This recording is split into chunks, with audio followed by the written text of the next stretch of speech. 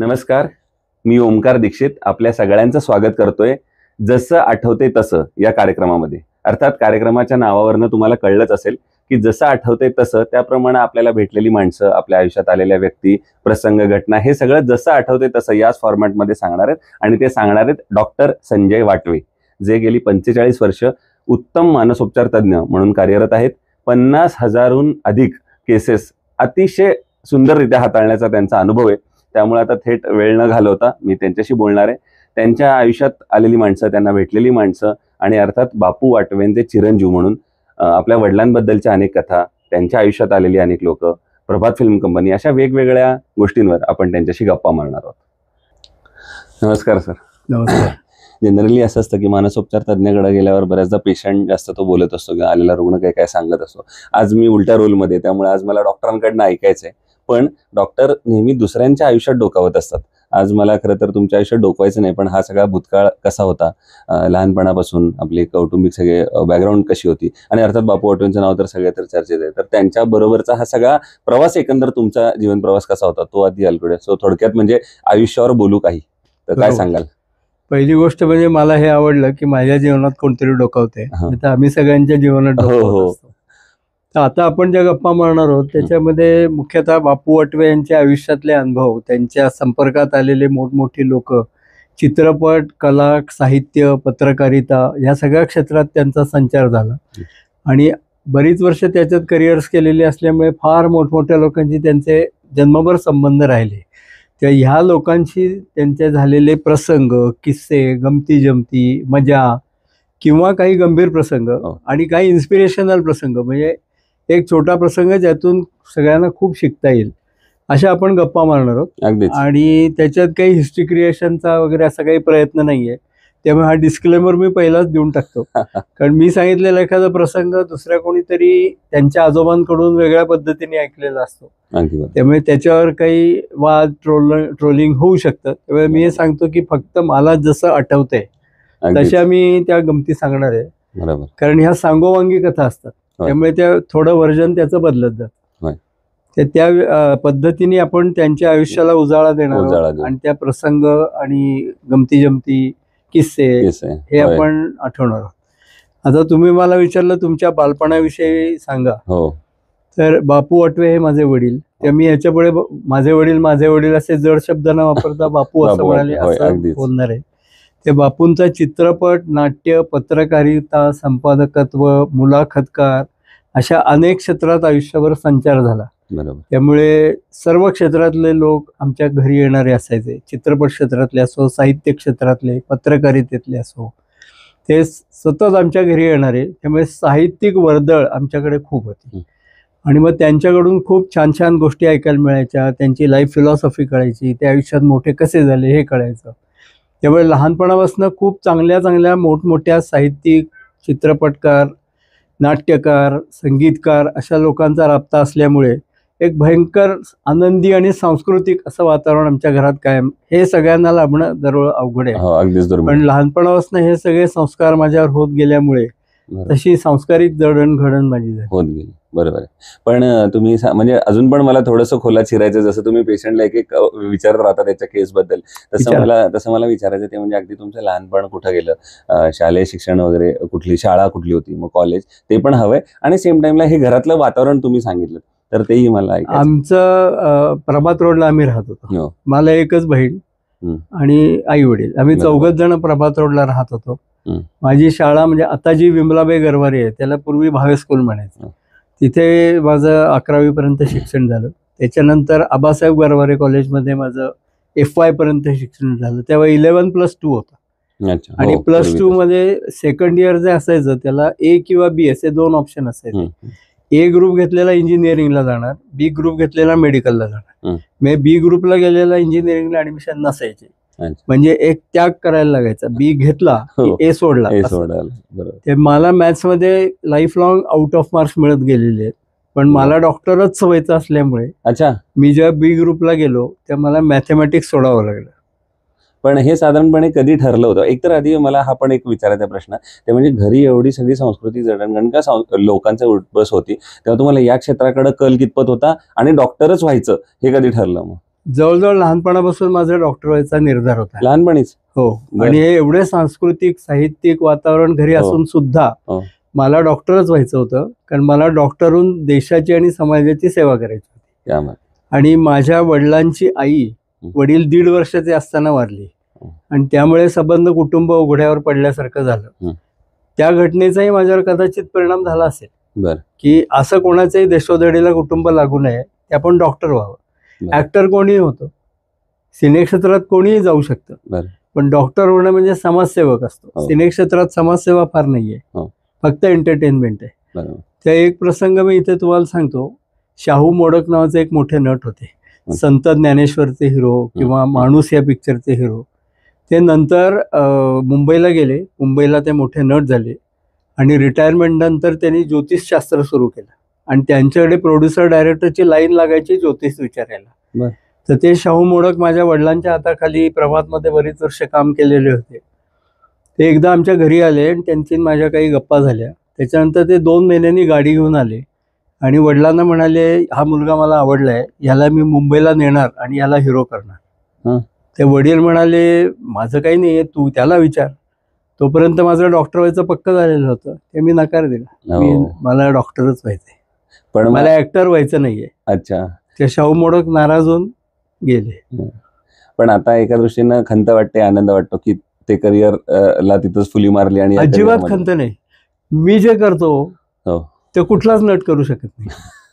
मी लोकांच्या आयुष्याला कलाटणी देतो, त्यांना खचलेल्या अवस्थेतून बाहेर काढतो. अख्खं कुटुंब त्याच्यामुळे ऊर्जित अवस्थेला आहे. कारण समजा हेड ऑफ द फॅमिली खचलेला आहे, तर सगळं त्याची घराची फरफट होते.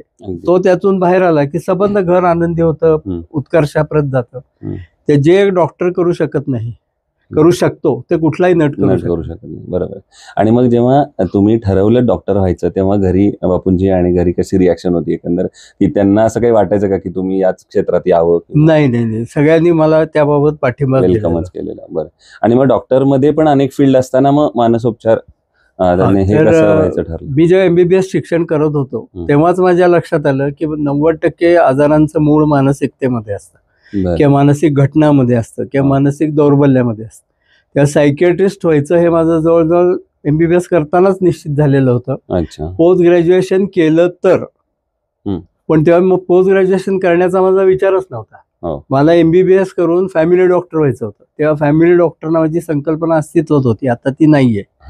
त्या फॅमिली डॉक्टर होऊन मी प्रॅक्टिसही सुरू केली होती. 1 वर्ष मी फॅमिली डॉक्टरची प्रॅक्टिस केली. एक केस माझी घेऊन मी तेव्हाचे अतिशय मोठे सायकियाट्रिस्ट डॉक्टर शिरवाईकर म्हणून होते, त्यांनी पुण्यामध्ये सायकियाट्रीचं झाड लावलं, पुण्यात MDचा कोर्स सुरू केला.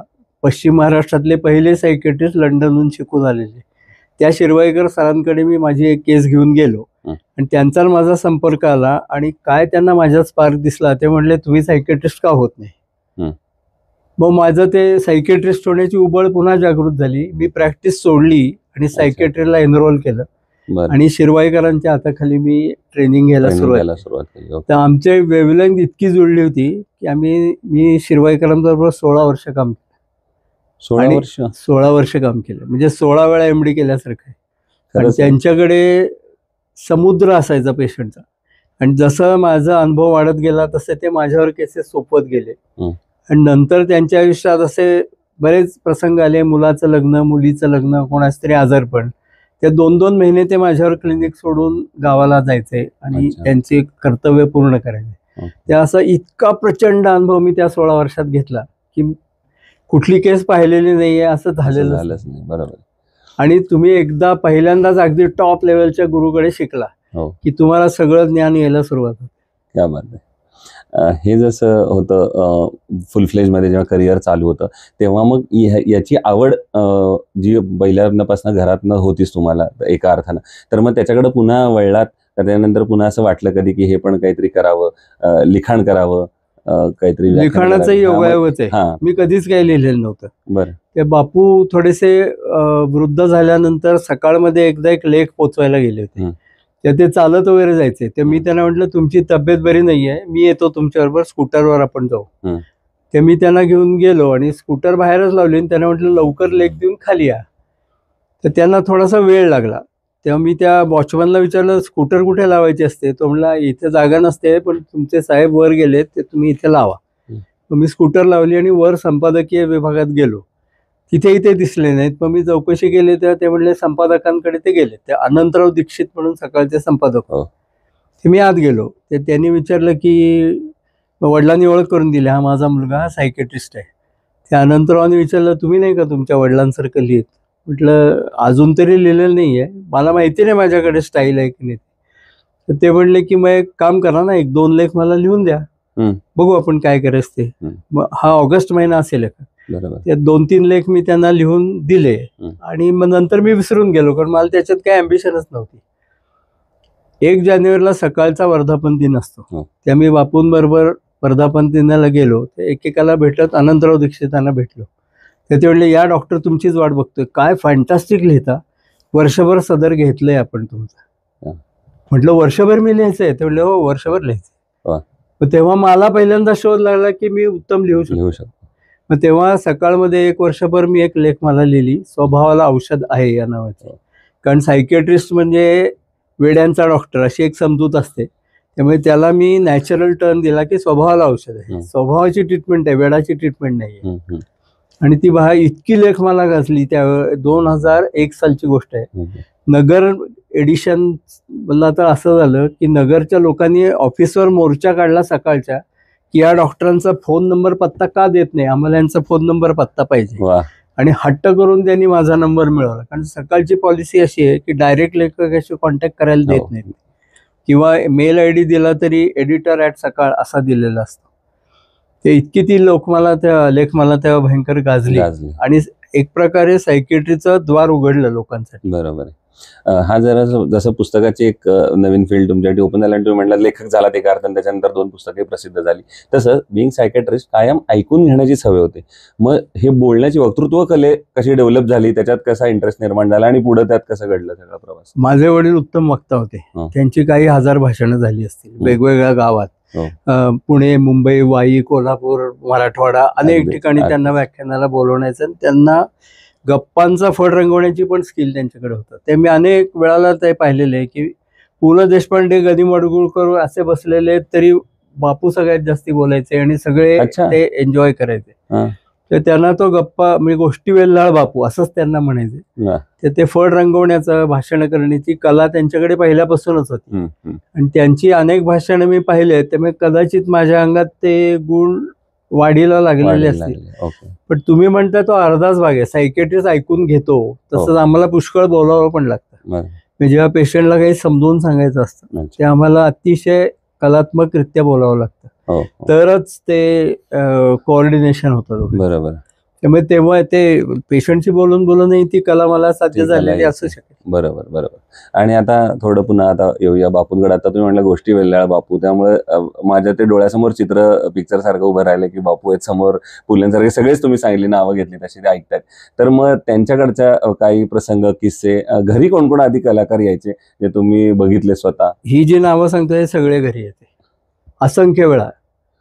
म्हणजे आणि तेव्हा असं अपॉइंटमेंट घेऊन फोन करून जाण्याची, मोबाईल करून जाण्याची, मोबाईल तर नव्हतेच, पद्धतच नव्हती. त्यामुळे दार वाजायचं आणि कोणतरी मोठा कलाकार तेव्हा हजर असायचा. असं खरंच तुम्ही सांगता तसं सरप्राईज झालंय कधी की दार उघडला? अरे कायम सरप्राईजच आहे. बरं. म्हणजे असं दार उघडलं, सरप्राईज तुम्हाला मिळालेलं? सुधीर फडके दारात उभे होते, पु ल देशपांडे आलेले होते. अजून एक किस्सा सांगतो. माझ्या वडिलांना दुपारी जेवण झाल्यावर झोपायची सवय होती, पण फोन तेच घेणार. फोन घ्यायचा म्हणजे असं ते विजेच्या वेगाने घ्यायचे, फोन शेजारीच झोपायचे. ते एकदा जेवून दुपारी ते झोपले होते तर फोनची घंटी वाजली की आम्ही कोणी घ्यायच्यात, त्यांनी फोन घेतला आणि ओके असं म्हणून फोन ठेवून दिला. आम्हाला काही कळलं ओके म्हणजे काय. 2 तासांनी पुन्हा फोन वाजला आणि त्या माणसाने विचारलं बापू तुमची झोप झाली आहे का? तर ते म्हटले हो झाली आहे का? अहो मगाशी साहेब बोलत होते, तुम्ही ओके म्हणून ठेवून काय दिलं? तर ते म्हणले कोण साहेब? मला काय माहिती तुमचा साहेब कोण आहे? बाळासाहेब ठाकरे बोलत होते म्हणे. कारण वडील पत्रकार जेव्हा होते त्या मुंबईला बरेचदा पत्रकार परिषद किंवा पत्रकारांच्या ट्रेनिंगला ते जायचे, तेव्हा मार्मिक हे साप्ताहिक बाळासाहेब ठाकरे चालू केलेलं होतं. त्यामुळे त्यांची बरेचदा भेटून बाळासाहेब ठाकरे त्यांचे मित्र झाले. ते म्हणले ठीक आहे, मग ते आता त्यांना बोलायला. तर बाळासाहेबांनी सांगितलं, बापू आपण ह्या वेळेला इलेक्शनला तुम्हाला शिवसेनेतर्फे उभं करतोय. नको नको नको नको नको, मला नाही उभं करायचं. अहो तुम्ही निवडून याल, काही टेन्शन घेऊ नका, मी उभा राहणार नाही. मी बाळासाहेब ठाकरे तुम्हाला शब्द देतो, तुम्ही गॅरंटेड निवडून याल. येईन मी, पण मला उभं राहायचं नाही. ते म्हणले असं करू नका बापू, नीट विचार करा, मी शब्द देतो, तुम्ही निवडून 100% येणार. ते वेळी मला उभंच राहायचं नाही, राजकारणात मला यायचं नाही. बरं ठीक आहे, तुम्ही विचार करा, मी 2 दिवसांनी पुन्हा फोन करतो. ह्या विषयात असेल तर करूच नका. आणि मग जो कॅन्डिडेट त्यांनी दिला तो आला होता निवडून. अच्छा. पण वडिलांना अजिबात खंत नाही, त्यांना अजिबात राजकारणात जायचंच नव्हतं. आपण जसं सांगितलं की मला राजकारणात उभं राहायचं नाही, पण एकीकडे प्रभास फिल्म कंपनीच्या माध्यमातून स्वतः उभारले, कंपनी उभारली आणि अनेक कलाकार आणि सोबतच्या तंत्रज्ञांना उभं केलं. तर तो प्रवास कसा होता तुमच्या नजरेतून? माझे वडील 1.5 वर्षाचे असताना त्यांची आई निवर्तली आणि त्यांना 4 मोठ्या बहिणी होत्या. आणि त्यांच्या वडिलांची म्हणजे माझ्या आजोबांची फिरतीची नोकरी होती, फॉरेस्ट ऑफिसर होते राधानगरी अभयारण्यामध्ये. त्यामुळे मग आता या मुलांकडे बघणार कोण? त्या वडिलांची सगळ्यात मोठी जी बहीण होती पार्वतीबाई म्हणून, ती विष्णुपंत दामल्यांची पत्नी, म्हणजे मेहुणे. तर विष्णुपंत दामले इतका मोठा माणूस होता, मनानी, म्हणजे करिअरनी मोठे, पैशानी मोठे यांनी नाही, मनानी. ते गाडी घेऊन आजऱ्याला आले, म्हणजे आमचं जे मूळ गाव आहे तिकडे, आणि ह्या 4ही मुलांना घेऊन पुण्याला आले की आई विना मुलं आहेत, त्यांचा सांभाळ होणार नाही. आणि त्यांच्याकडेच ही सगळी भावंडं वाढली. त्यांचा बंगला प्रभास स्टुडिओच्या समोरच होता. त्यामुळे माझे वडील प्रभास स्टुडिओतच वाढले असं तुम्ही म्हणा. म्हणजे अगदी लहान असल्यापासून ते स्टुडिओतच जास्त असायचे. शाळा कॉलेजात कमी भेटतील, पण ते स्टुडिओत असायचे. त्यामुळे प्रभासचे सगळे पिक्चर, त्याची शूटिंग, त्याचं स्क्रीन प्ले मेकिंग, त्या आधीच्या चर्चा, डायरेक्शन, कॅमेरावर सगळं वडिलांनी पाहिलेलं होतं. आणि घरचीच कंपनी असल्यासारखं असल्यामुळे त्याच्यातच त्यांना करिअर करायचं. बरोबर. पण ही बापूंना मग आवड कुठनं लागली की तो प्रवास त्यांचा कसा आला? आवड काय, आता घरातच सगळं आहे, एवढे मोठमोठे लोक येत आहेत. त्यामुळे आणि तिथे जाऊन त्याच्यात सगळं आत्मसात, तुम्ही एखाद्या फील्डमध्ये गेला आणि ते तुम्हाला यायला लागलं, बरोबर, की आपोआपच आवड निर्माण होते. त्या पूर्ण चित्रपट निर्मिती या प्रोसेस मधले बापूंची आवडती प्रोसेस कुठली होती? डायरेक्शन आणि ऍक्टिंग. त्यांनी ऍक्टिंगही बऱ्याच पिक्चर मध्ये केलं, मोठे रोल नाही केले, पण छोटे छोटे रोल त्यांनी बरेच केलेले. अच्छा. घरचं झालं थोडं नावाचा एक सिनेमा होता मराठी, त्याच्यात त्यांनी 5 भूमिका आहेत. अच्छा. छोट्या 1-1 मिनिटाच्या वगैरे. बर. त्याच्यात एकच सीन असा होता की देवळात ते दारोडा म्हणून बसलेले असतात आणि लोक आले की फूल मागायचं किंवा नाणी माझ्याकडे द्या वगैरे, असा एक रोल होता. तेव्हा एक माणूस येतो, तो म्हणतो फूल लाव, माझे वडील म्हणतात. तो म्हणतो फूल नाही. काय फूल नाही, फिर मंदिर में क्यों?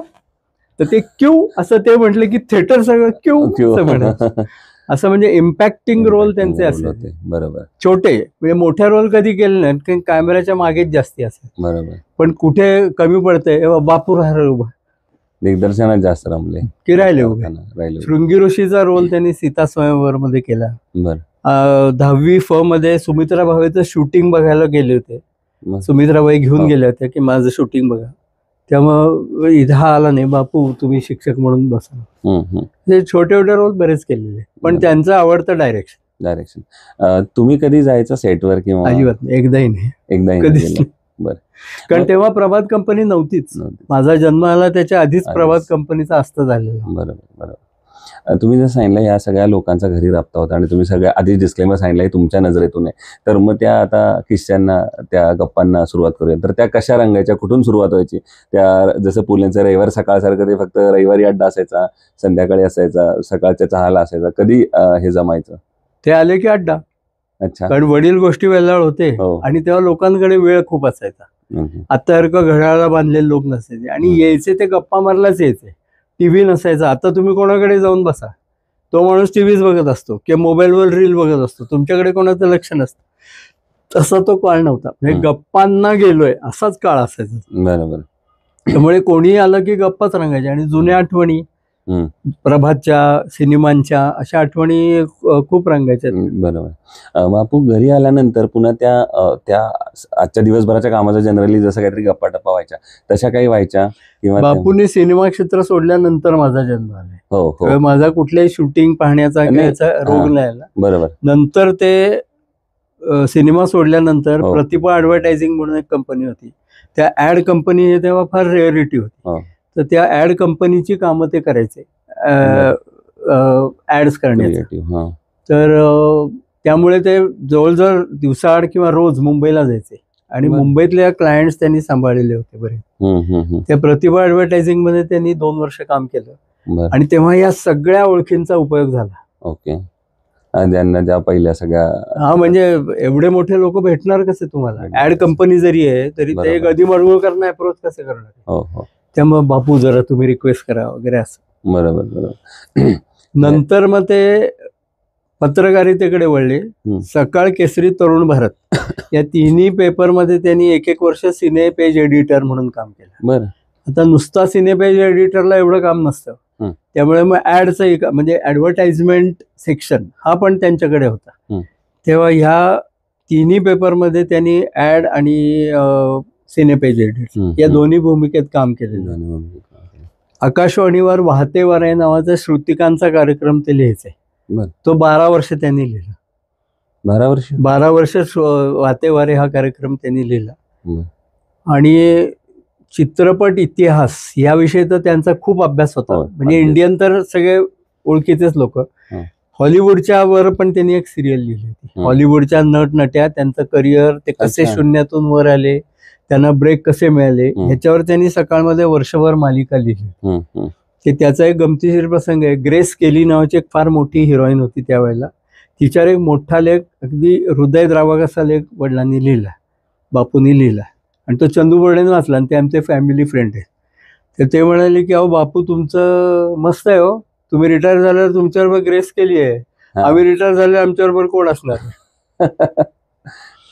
तर पत्रकारिता, त्याच्यानंतर त्यांनी कथालक्ष्मी नावाचं स्वतःचं मासिक सुरू केलं आणि ते 20 वर्ष चाललं. आणि उत्तम साहित्य मूल्य, उत्तम अभिरुची मूल्य सांभाळत त्यांनी 20 वर्ष ते मासिक चालवलं.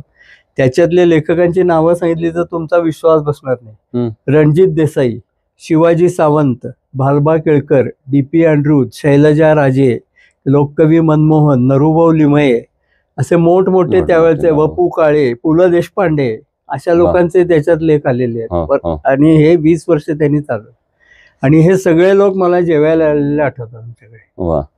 ते भालबा केळकर हे नाव तुम्हाला ऐकून माहिती आहे की नाही मला माहिती नाही. करंडकामुळे तर आता सगळ्यांना बरोबर.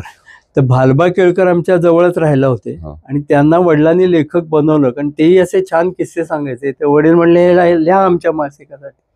त्या भालबा केळकर हे फर्ग्युसनमध्ये केमिस्ट्रीचे प्राध्यापक होते आणि संध्याकाळी ते PDA म्हणजे प्रोग्रेसिव्ह ड्रॅमॅटिक असोसिएशन ही कंपनी चालवायची, ज्या कंपनीतून जब्बार पटेल, मोहन आगाशे वगैरे शिकून बाहेर पडले. श्रीराम लागू त्यांचे मी पाहिलेले, मी श्रीराम लागूंना भालबा शिकवतायत हे मी डोळ्यांनी पाहिलेले वडिलांबरोबर जाऊन. तर भालबा केळकरना वेळ नसायचा पण लिहायचा हौस असायची. तर ते 1-1 पान आम्हाला आणून द्यायचे. 1 पान घे, हे आज एवढं पान झालं, हे घे. अच्छा. आणि त्यांचे जेव्हा सगळे लेख मला 2 वर्ष झाली तर त्यांनी एक पुस्तक काढलं आणि ते वयाने मोठे असूनही ते वडिलांच्या पाया पडले की हे पुस्तक तुझ्यामुळे झालं, तू मला लेखक बनवलंस असं. हो खरंय, नक्कीच.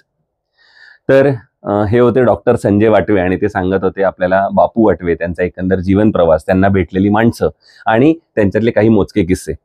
पुढच्या भागामध्ये आपण ऐकणार आहोत प्रभात फिल्म कंपनी, विष्णुपंत दामले आणि बापू वाटवे या त्रिकुटाबद्दल. तुम्हाला आजचा आमचा भाग कसा वाटला ते आम्हाला कमेंटमध्ये नक्की सांगा आणि आमच्या या चॅनलला लाईक करा, शेअर करा आणि सबस्क्राईब करा.